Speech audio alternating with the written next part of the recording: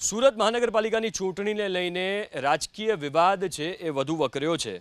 મતગણતરીના દિવસે કોંગ્રેસ ઉમેદવાર પર થયેલ હુમલાની ઘટનાને લઈને શહેર કોંગ્રેસે જોરદાર વિરોધ કર્યો। વનિતા વિશ્રામથી પોલીસ કમિશનર કચેરી સુધી કોંગ્રેસે વિશાળ રેલી કાઢીને વિરોધ કર્યો। આ રેલીમાં કોંગ્રેસના નેતાઓ, કાર્યકર્તાઓ અને રાજસ્થાન સમાજના મોટી સંખ્યામાં લોકો જોડાયા।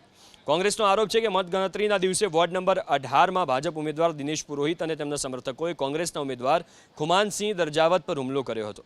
કોંગ્રેસનો આરોપ છે કે પરિણામ જાહેર થતાં જ ભાજપ ઉમેદવાર દિનેશ પુરોહિત અને તેમના સમર્થકોએ જીતના નશામાં ચૂર થઈને કોંગ્રેસના ઉમેદવાર ખુમાનસિંહ દરજાવતના વાળ પકડીને હુમલો કર્યો।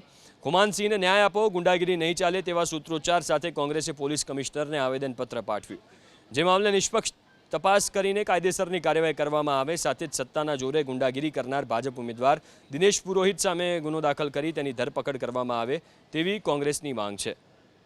કોંગ્રેસનો આરોપ છે કે પરિણામ જાહેર થતાં જ ભાજપ ઉમેદવાર દિનેશ પુરોહિત અને તેમના સમર્થકોએ જીતના નશામાં ચૂર થઈને કોંગ્રેસના ઉમેદવાર ખુમાનસિંહ દરજાવતના વાળ પકડીને હુમલો કર્યો।